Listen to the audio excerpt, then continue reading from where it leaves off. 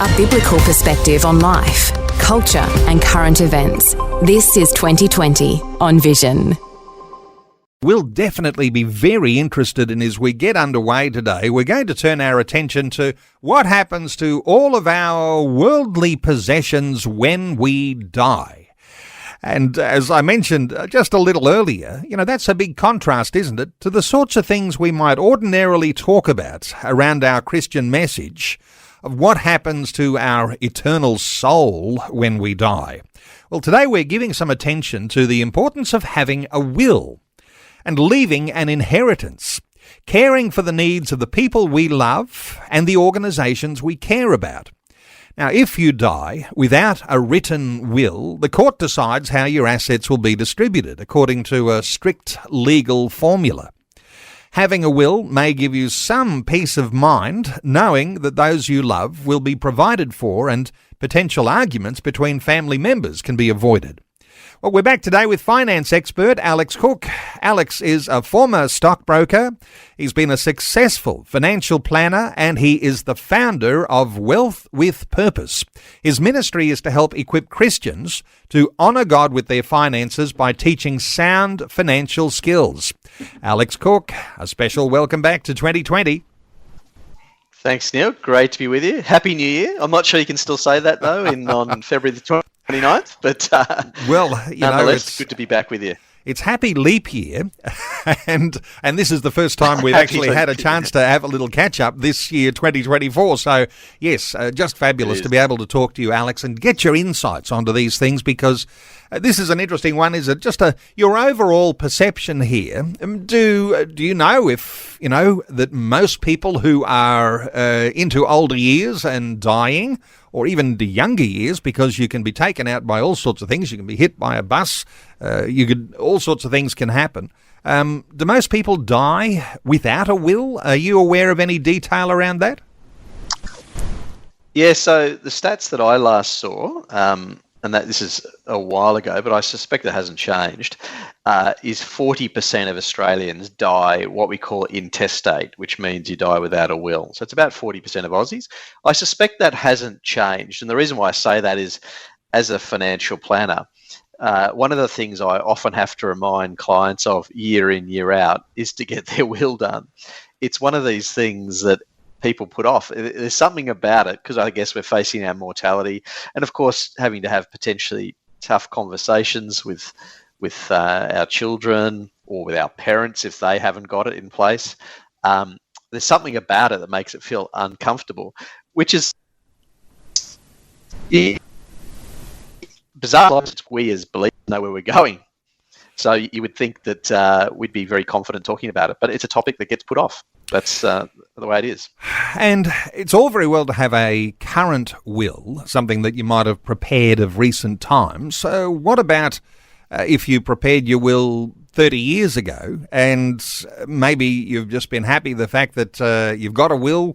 It may be at a lawyer's, or it may be a public trustee, or however you've got your will placed, that sometimes a will needs updating. How do you think about updating wills?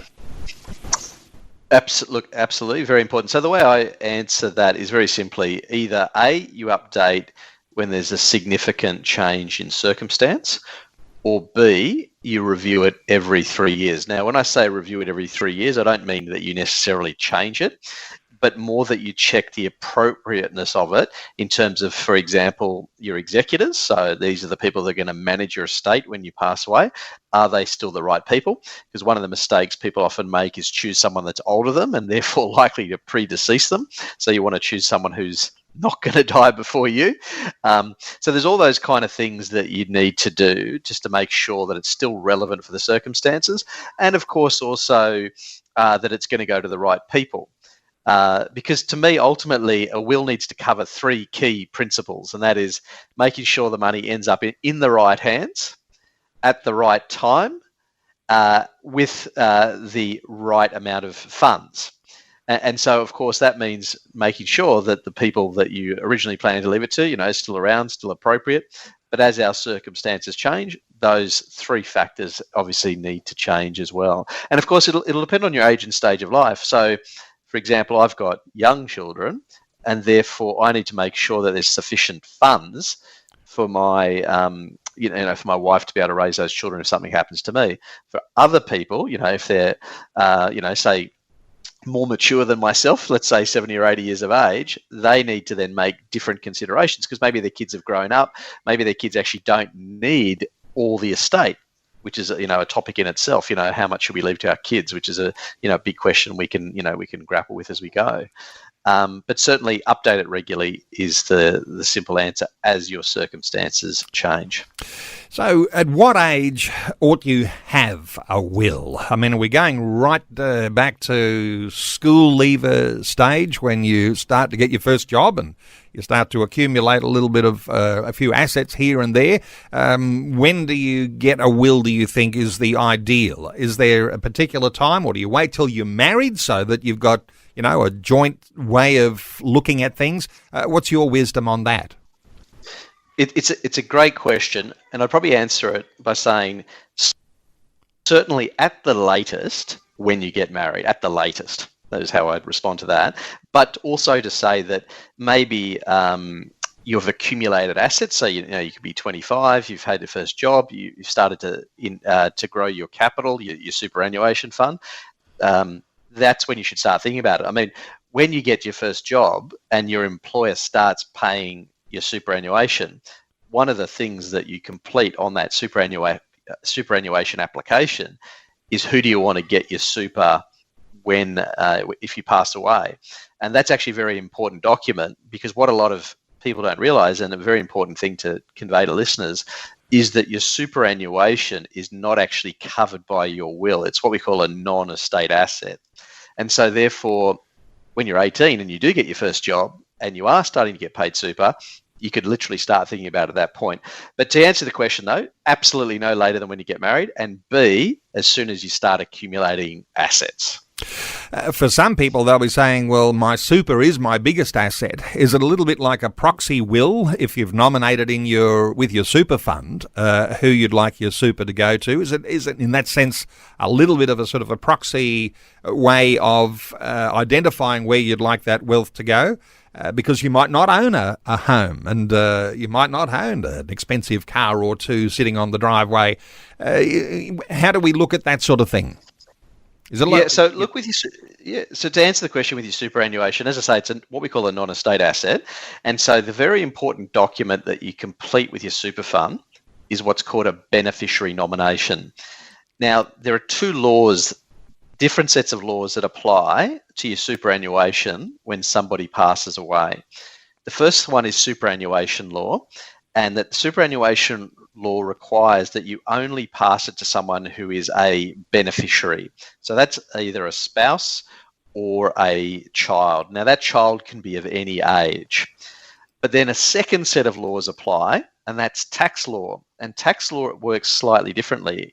And that is that it says that a spouse can get your superannuation, and your children can also get your superannuation. However, they'll pay tax on it depending on whether they are a minor or whether they're no longer dependent. So, for example, a 30-year-old child, not really a child anymore, will actually pay tax on your superannuation, whereas your spouse will not. So that may actually influence who you are going to leave your superannuation to. Now, you might say, well, actually, I don't have any kids and I don't have anyone that I would want to leave it to. That's a person. I might want to leave it to an organisation. Now, under superannuation law, you can't technically leave it to an organisation. But the way around that is with your beneficiary nomination on your super fund, you leave it to your estate, or what we call your legal personal representative, which means it then passes through your will, and therefore you could leave it to the organisation that you choose. So very important to make a few of those, if you like, distinctions around the rules, because it's not complex, but it is important that people know what those rules are.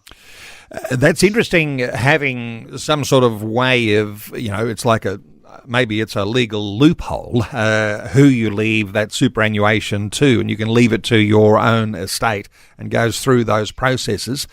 Hey, I just want to just to share with you a few moments because there's something listeners might have been hearing on Vision about wills, and there's a relationship that Vision has with an organisation called Safe Will, and a leading online legal will writing platform, and they deal with lots of not-for-profit organisations.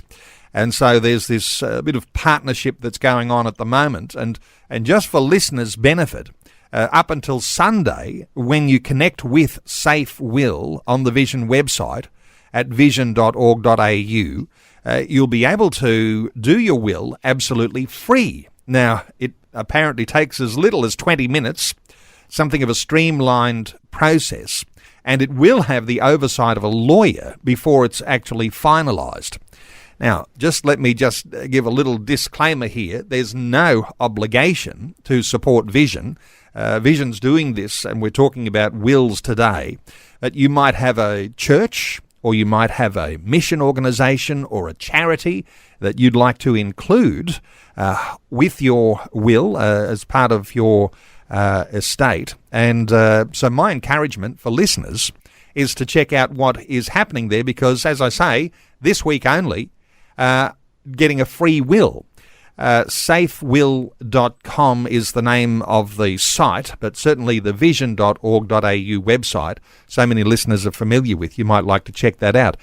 Just to talk about this for a few moments, do you know any ideas what it might cost for people ordinarily getting a will produced, maybe with their lawyer or however that works? Any thoughts from you here, Alex? Because, I mean, is this a good deal, a free opportunity to get a will? It's a very, very good deal. So the way I answer the question comes down to one of complexity. So, for example, a typical family where it's a stable marriage, as in not a blended family, that kind of thing. If you go to what I would call your local suburban solicitor and get a bit of a package of a will and powers of attorney, because they're important documents as well, you're probably looking at $1,000 for that very basic, simple package. What we do, if people's affairs are complicated, they probably want to talk to a proper estate planning lawyer, like the people at Safe Wills, where they can deal with more complex situations. Now, by complex, it can be two kinds of complex. There can be complexity in terms of the family situation, i.e. blended family, second marriage, children to different partners, that kind of complexity. But then there can also be financial complexity. They might have a family trust. They might have a large amount of capital. They may have a farm where, one kid's involved and the other kids are not. So there's that kind of complexity, in which case my strong advice is making sure you do get that legal advice, because those situations are more complex and require a proper estate planning solicitor. Okay, well, I want to open our talkback line. That could cost $5,000. Okay, all right. So it's a substantial saving, and for listeners, you might like to just check that out on the Vision website. I won't mention it numerous times, but I'll mention it a time or two more during our conversation today because, as you can hear, this may actually be a real saving and a real opportunity if you don't have a will to actually get a will, and it may be just the thing that you need right now. Let's take some calls straight away, Alex. David is on the line from Ballina in New South Wales. Hey, David, welcome along. Hi, Neil and Alex. Great to talk to you this morning. And Alex, you do a great segment we listen to regularly on this station. Thank you very much for that. And this is a really timely thing. Wills, because, and you're emphasising how important they are, and I'm just going to give you a quick example of what happened to me in the last few months. A friend of mine I've had known for 18 years, she died, or she got cancer, and she rang me. I went and visited her. It's a fair way away from where I am, actually. And she didn't have a will, and I said, look, you need to get a will. Anyway, I organised a solicitor to do a bedside will at the hospital, and while I was back in Ballina organising things, she passed away. The will was handwritten. It wasn't drafted, but it was right. It had been done with a solicitor, all the things, checks had been done, but it was a handwritten will. Well, she'd passed away, and I was made executor, and I was made actually everything, Alex.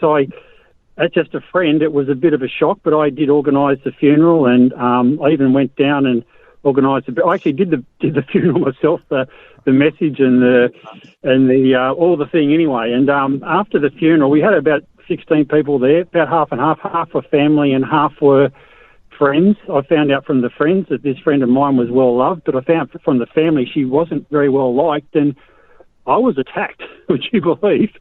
And even 4 days after the funeral, while I was cleaning my friend's house out, her rental house, the daughter turned up and wanted to know where the superannuation was. I was given a pretty hard time, which I thought was unfair. I rang my solicitor and he just said, no, it's all in your court. They can't do anything to you. So praise the Lord there was a will done, because I could have been in a very, very difficult situation. David, thanks for sharing that story. And Alex, what stands out in David's story to you? Well, first thing, thanks, David. It's a great story, and it's a very common story. These days, we live in a broken world, and we often have these family situations where people are, their relationships with either their parents or their children is not good. And so this happens a lot. And so we see a lot of people challenging wills, but why it's so important to get a proper will done and put in place and done properly, because people make lots of mistakes. Like they often get, for example, beneficiaries to witness it, which makes the will null and void. So there's all these kind of things that can occur.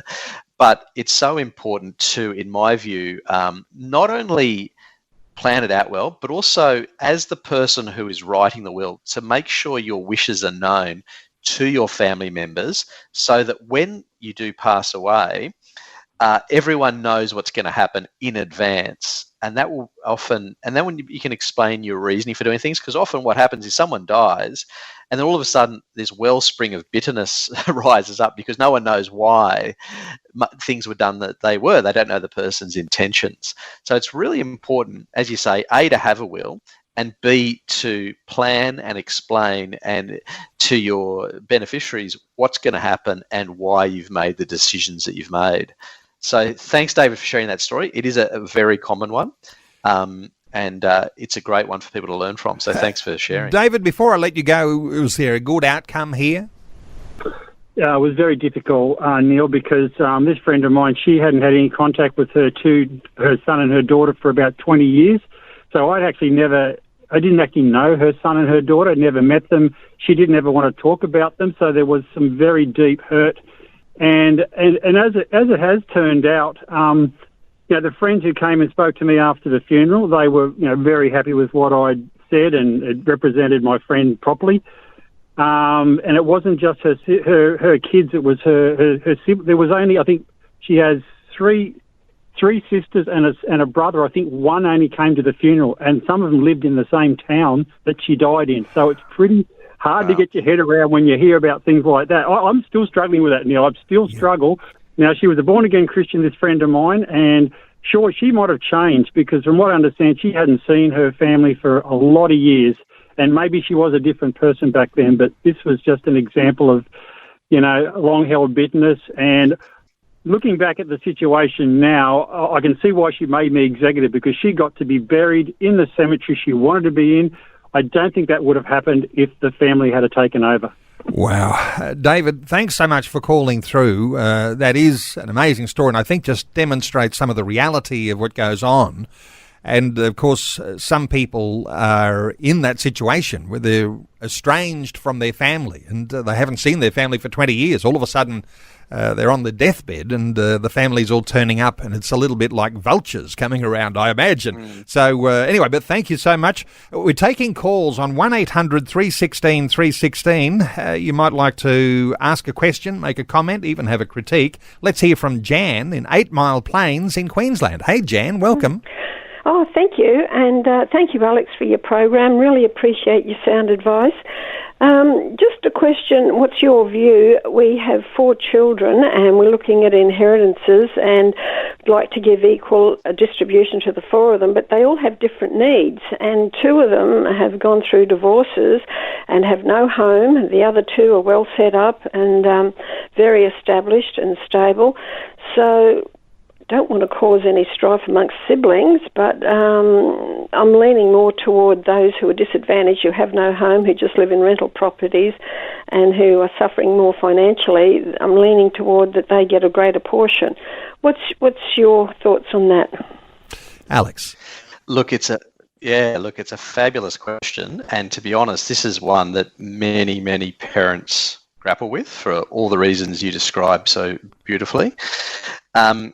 A couple of comments. Firstly, I'm not a solicitor, so I look at these things, I guess, from a financial planner point of view, and so they'll advise you in, I guess, the more complexities of it. Principle that generally people start with is obviously wanting to treat their kids fairly, but not necessarily equally. The other thing I often encourage people to do is if some of their kids are struggling, is often to help them now rather than later. So that's something you might want to consider helping, now rather than out of the estate. And also you can do things like, for example, you might lend a child, let's make up a figure, $50,000, and then in the estate, they have that deducted from their portion. So that way you're helping them now and helping them with the need to get ahead, but it can be a portion later. The other thing is, if you have kids that have special needs, often we have kids that maybe are disabled or kids that have, mental health issues or alcoholic issues, that kind of thing. That's a kind of common complexity that exists out there. Is you can make special provisions in your will through what's called a testamentary trust to protect them. So, for example, you might, with your 4 kids, share the funds equally. But with the ones that have special needs, they may not get the capital as a lump sum. They may get it as an income stream. That way you might be protecting them, for example, from themselves, because they might have bad spending habits. They may be vulnerable and someone might take advantage of them. And a testamentary trust, which is a thing an estate planning solicitor will talk about, is a way of protecting those children. And it can protect them in the event of divorce and things like that as well, because that money then protects it from the spouse that's left. So there is lots of things you can do. But obviously, as a parent, to me, you don't have to treat them equally, but you just want to make sure that it's fair. The other thing I would encourage is open conversations with them all, so they can see that the thinking process that you're going through with. Now, ultimately, it's your choice, it's your business, and you have to make those decisions. But I believe that the more free and frank and open conversations, the less likely for conflict and it protects everyone involved, because what you don't want is a situation where the 4 kids end up fighting afterwards and that after you're gone. And that does happen a lot. And that's why I say having those frank upfront conversations in advance can do a lot to prevent that down the track. So look, there's a few little tidbits, but I would certainly encourage, an estate planning solicitor who deals with it more regularly than someone like myself and who can deal with the complexities around that. Jan, was that helpful?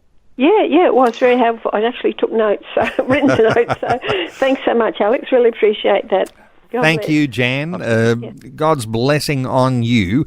And that response in itself is enough to say, I'm going to listen to this podcast again later, because a lot of people might be thinking, wow, that is full of wisdom. Hey, let's squeeze in one more call before the news. Susan is in Eatons Hill. Hello, Susan. Welcome. Hello. I've got a very short question, hopefully. Years ago, and thanks for your program, everything's wonderful on Vision. Years ago, we made a will. I'm married and we've got 2 daughters who are now 28, 26. In the will that was made when they were only 3 or 4, we said, that we wanted so-and-so to look after them if anything happened to us, etc., etc. Should we update the will? Because they're older now and, everything in the will is not quite as what it was at that time. Good question, Susan. Let's bring Alex in. Just a short while up to news. Thoughts for Susan? Yeah, look, great question. The short answer is yes, because it was done so long ago, and obviously they're now grown up, and presumably when you mentioned you had someone to look after them, you had like a guardian in mind. Now that they're grown up, and if they're reasonably what I would call financially independent, in the sense that they're no longer coming to you for money. I was going to say that in a funny way because kids never stop coming to parents for money necessarily. But more the point that, they're mature age, and at 28 and 26, you may want to obviously change the will. You may also even consider them as executors of the will if they're mature enough. You may also consider them as powers of attorney on your affairs. So if something happens to you while you're still alive, that if you trust them and they're reasonably financially savvy, that they can actually help you. So there's all sorts of considerations. My view is, given the time that it's elapsed, their circumstances have changed, they're grown up, your assets presumably have also grown. It's now time to review it and get something new done. So by all means, go for it. Some callers ready to go, but just want to thanks so much for those callers waiting patiently. Before we do, though, I don't want to miss the opportunity to talk about what it is that our Christianity brings to the thought of our estate planning. Alex, any thoughts here around the Christian wisdom on estate planning? Absolutely. Look, I think the most unique thing it brings to estate planning is a different mindset. And the best way of giving you an example of that is when I think about, say, doing a will, the question people always ask them is, who am I going to leave my money to? That's the normal question that people ask. And, many people are thinking, do I leave it all to my kids, for example? But the unique Christian way of thinking about it is, well, who am I going to leave God's money to? So in other words, estate planning from a Christian perspective, it's really your final act of stewardship. And because as Christians we believe that the money that we have in our possession is in fact really God's, we need to think very carefully about who we're going to leave God's money to. So, for example, if we have children that don't necessarily share our Christian beliefs, should we leave all our money to them? Now, I certainly believe you definitely should leave them some, but should you leave all of the money to them when we could instead sow into kingdom activities and kingdom purposes? So that's why I say the unique thing it brings is a new way of thinking. But I want to quote sort of two passages to I guess, frame it, both from Proverbs. So in Proverbs it says, a good person leaves an inheritance for their children's children, but a sinner's wealth is stored up for the righteous. Now, many listeners may have heard of that, but it's interesting that the scripture here says that we should leave an inheritance for our children's children.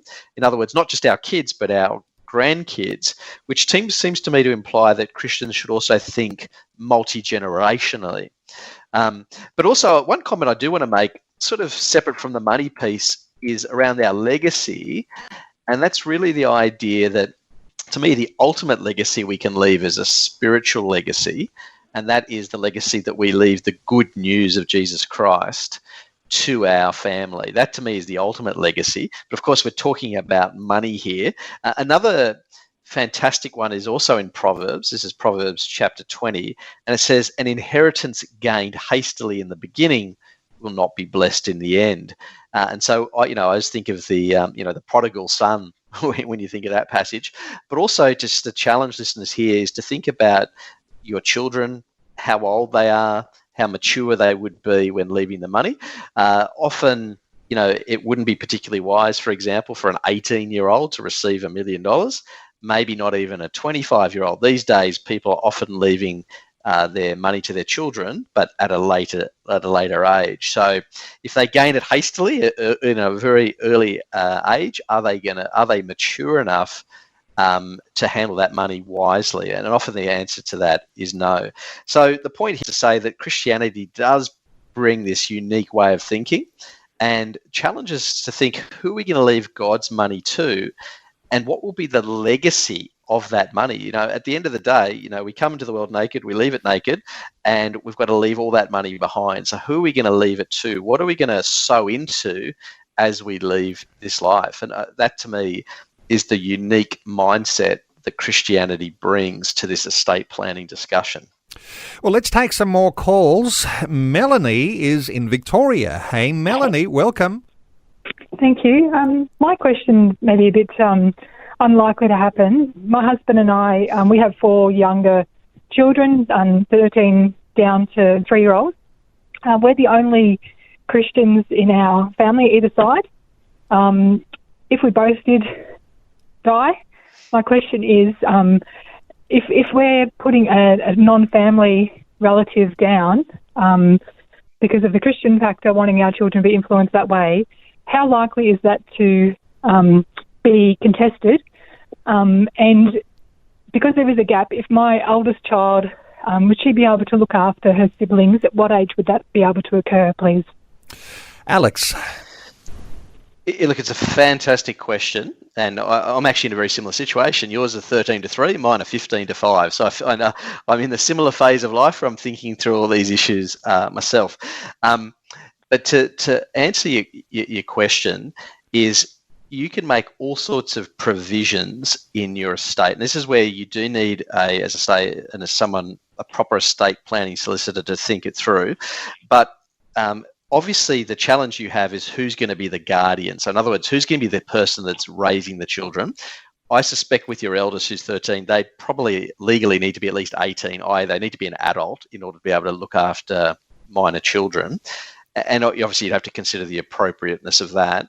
But there's also, this is where I mentioned earlier on air, I don't know if you heard, we talked about testamentary trusts. You can, as part of setting up a testamentary trust, so what happens here is when you die, the assets from your estate can pass into this trust structure, and someone acts as the trustee. In other words, they're the person who has to abide by the terms of the trust. And you can stipulate what the belts and braces are of that trust and how you want it to be handled. And you can state specific things like paying, for example, for a Christian education, that they go to a Christian private school. You can state a lot of those things in what you want to have done. So to some extent, you can have a reasonable degree of control. Obviously, if that person, the trustee, is someone who doesn't share your belief, they're not going to necessarily be sharing the gospel. There may be all those kind of issues. It may also be that rather than having a family member, maybe you've got a really close Christian friend who would be willing, and I've got this challenge as well, to look after 4 children.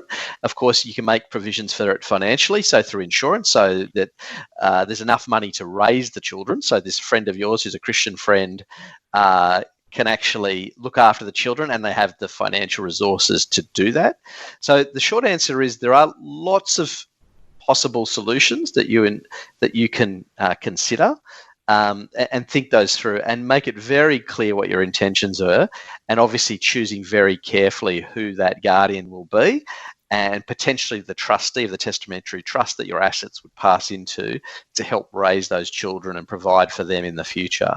So the answer is yes, you can do a lot, but it obviously won't be perfect. I certainly, you can't rule from the grave is a common expression you may have heard. But the good news is, Melanie, you can do things.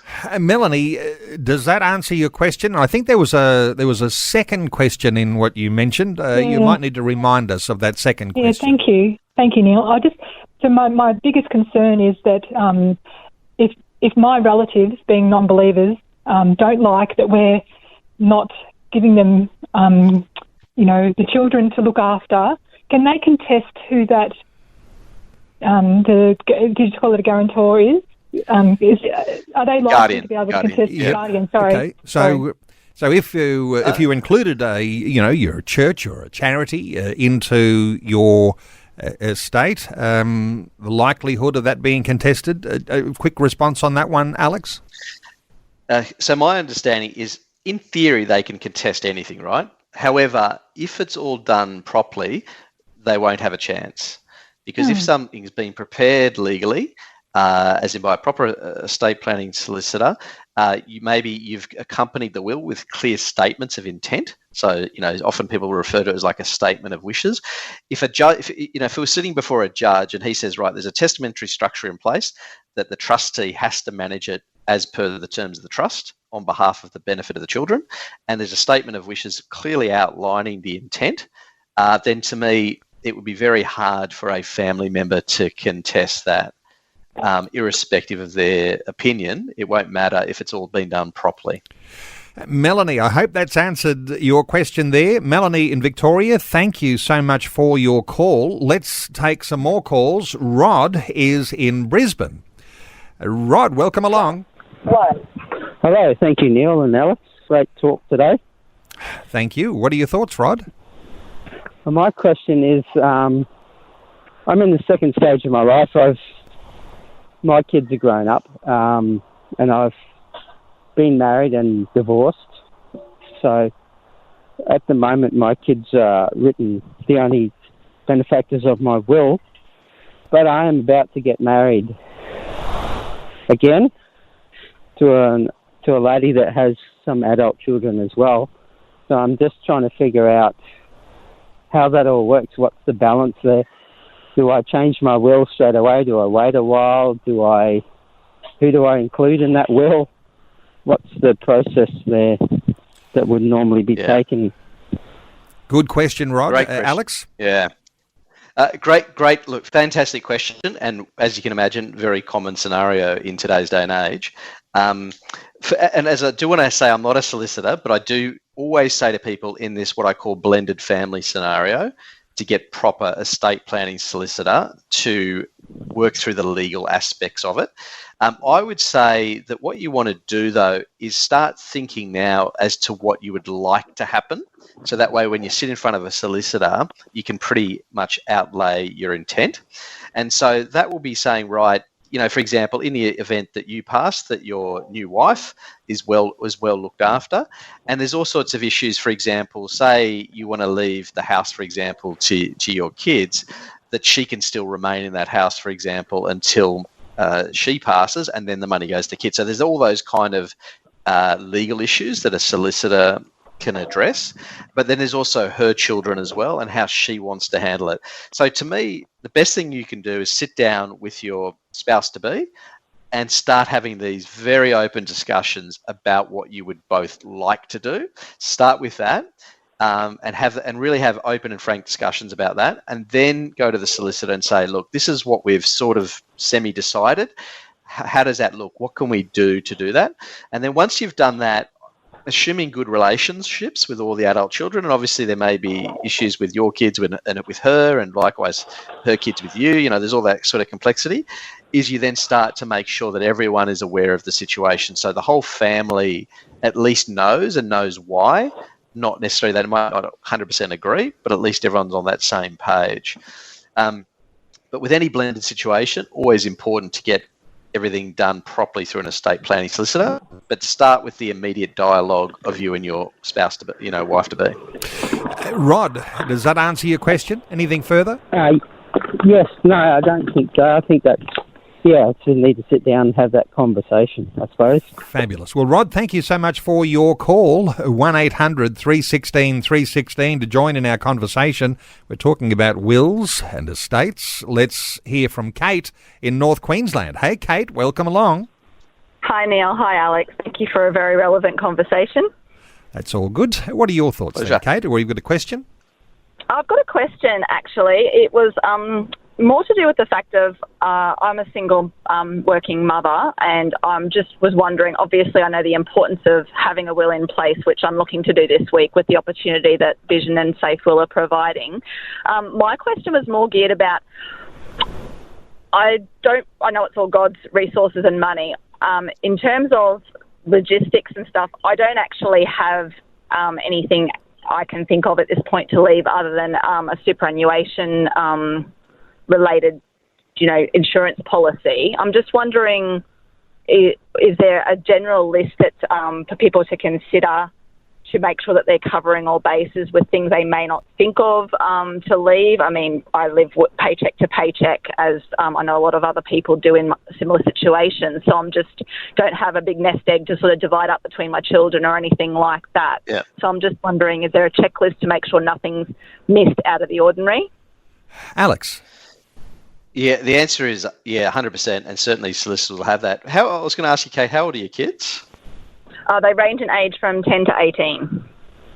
10 to 18, okay. So, there's a range of things to think about there, and obviously the main thing is, a couple of issues. One is obviously around who's going to look after the younger ones if something happened, but also what financial provisions need to be made. So maybe there's things like life insurance that needs to be put in place. Now, if that's already in place, then the big question is, who is the policy owner? For example, is that your ex who may own that policy, or is that you, or is it the super fund?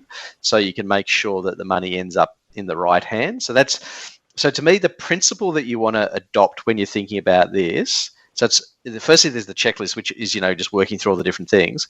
But the principle you want to have is making sure the money ends up with the right amount of funds in the right hands at the right time. That's the principles that you need to think about, and then think through the range of issues, whether it's my superannuation, my insurance, accommodation for the children, guardianship. Obviously, if you Googled estate planning checklist, you'd probably get a whole list of things that maybe I can't, just download on air. But certainly a good solicitor, and I'm sure the Safe Wills people will actually have, I'd be amazed if they don't have a checklist of things for you to consider and to work through that. Because obviously you don't want to miss anything. And it sounds like they're going to go through and have a proper estate planning solicitor check it all anyway, and therefore prevent anything from being missed. But it's a fabulous question. And important to make sure you don't miss anything. Kate, anything further to add?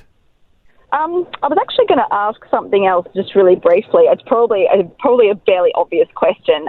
If someone isn't legally divorced, is there an option unless they're legally divorced, does that mean that their ex-partner or their official, still lawful spouse still has access to that, or is there enough provision in the will to actually specify that without there being an official divorce put through at this stage? Yeah, so my understanding is obviously a will, say you had a will previously, that becomes null and void on divorce, but you can make a new will in anticipation of a new event. So in this case, becoming legally divorced, you can make a new will in anticipation of that event. Probably the other thing for you to consider, though, apart from the will side of it, is your superannuation, because often people don't realise it's not a state asset, it's not covered by your will, and often people have their former spouse on their beneficiary nomination for their super, and even if you're divorced, that divorced spouse can still receive your super, even though the will says something different. And it's because people have failed to change it. So you want to consider your superannuation as a separate thing, and that the beneficiary nomination is very clear that you want it to go to obviously the kids, or even potentially into the estate, and then gets dealt with by the will. But a solicitor and Safe Wills, I'm sure, will talk you through that. Kate in North Queensland, thank you so much for your call. Kate did mention Safe Will, and I've mentioned this a couple of times over this hour. If you visit the Vision website, vision.org.au, you might have heard that Vision is partnering with Safe Will, a leading online legal will writing platform. And up until this Sunday, when you connect with Safe Will on the Vision website, vision.org.au, you'll be able to do your will for free. It takes, I'm told, as little as 20 minutes, probably for a simple sort of a will, a streamlined process. It'll have oversight of a lawyer before it's finalised. There's no obligation in there, as I've said a time or two, to support Vision in there, but you might have a church, a mission, a charity organisation that you would like to include. Maybe you would like to include Vision. That's I'm not saying don't, but there's no obligation in there. But check out that Safe Will. You'll be able to find a banner, I think, on the Vision website, vision.org.au, and find out about that, because tremendous opportunity, a significant saving. And if you haven't got a will at all, perhaps the easiest way you'll get a will as early as today. Let's take another call. Betty is in Bundamba in Queensland. Hey, Betty, welcome. Oh, hi, Neil. Hi, Alex. I don't know if you can answer this, Alex, but it's just a quick question. My daughter informed me, my adult daughter who has adult children, informed me that they made their will with the public trustee, and I just remember recalling things from what my dad used to say. Is this a good thing or not? Public trustee, Alex. Yeah, it's a good question. I'm generally not a fan because it's expensive and it's very slow. And it's not done with the same, love and attention that a loved family member who is the executor does it. Sometimes it's appropriate if it is a complex conflict situation. So, for example, let's say the person who's doing the will their kids don't get along and they're likely to fight it out, having the public trustee there, in other words, where there's no friend, there's no other relationships that could break down as a result of it, in that sense, the public trustee can be a very good option if there's high probability of conflict. But if the probability of conflict is very low, then to me, it's an expensive and slow option. So I encourage people to have, a younger close friend or your family member, the children, if they get along well, and all that kind of thing. But it may well be appropriate if there's a high chance of conflict. Betty, anything further to add? No. It's just something I remember my dad always saying. All right. Yes, thank you very much for that. Thank you for your call. Well, we've got to put a line under calls. Let's see if we can squeeze one more in. Anne is in another North Queensland caller. Hey, Anne, need to be quick. What are your thoughts? My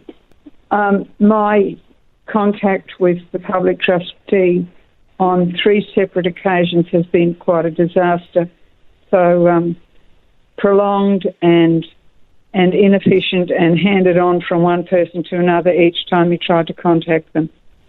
Okay, all right. So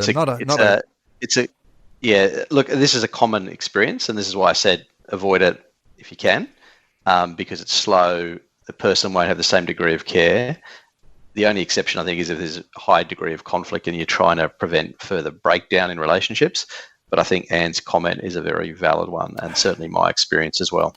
Anne, thank you so much for your call. Hey, time has run out. And just to bring you back, I do want to mention Safe Will, a online legal will writing platform. There is a partnership there with Vision right now, and up until Sunday, you connect with Safe Will on the Vision website, vision.org.au.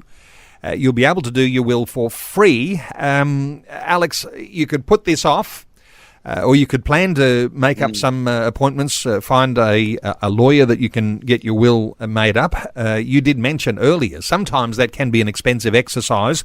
Some might be thinking, is this too good to be true? Well, it is a partner deal at the moment with Vision. So the recommendation might be to check that Vision website, and you'll find the Safe Will banner there. Just click on that, and that'll come up with the details of how you might be able to proceed. Alex, just this thought of, if you put this off now, you might not do a will at all. The necessity, is this an urgency for people? What do you think about not putting this off when you've got an opportunity like that? Look, I've seen this for 25 years of giving financial advice. My simple response is this: don't delay. It's an important act of Christian stewardship. It's very important for your family, to protect your family. By doing this properly, you'll save so much heartache and pain, especially if it's done, professionally. And look, this, as I say, I'm not familiar with Safe Wills, but it sounds to me like a fabulous opportunity for people to get started if they haven't done it. And so, don't delay. And, there's always a little bit of due diligence for all of us. Just check on whatever you might need to check on. There might be some checks and balances before you proceed, but you can check out that detail at vision.org.au. Click on that banner there, and it's about Safe Will, and it is something that until Sunday night, your opportunity to do your will for free, vision.org.au. And Alex, to connect with you, let me give that detail so how listeners can connect with you. wealthwithpurpose.com. And on your Wealth with Purpose website, you've got free ebooks, you've got a My Toolkit, you've got free videos and podcast content. Do you have any more on estate planning that people might be able to access by way of some resources that you might have there? Absolutely. It's certainly covered off in our courses, and in particular one called The Retirement Revolution, where we cover estate planning comprehensively, because it is a very important topic. One that people like to put off, but one that we need to act upon as believers. Okay, wealthwithpurpose.com to connect with Alex Cook. You can follow him on Facebook and on Twitter. There's even an Ask Alex at wealthwithpurpose.com email as well. Alex, always great getting your insights. Thanks so much for joining us once again today on 2020. My pleasure. Thanks for taking time to listen to this audio on demand from Vision Christian Media. To find out more about us, go to vision.org.au.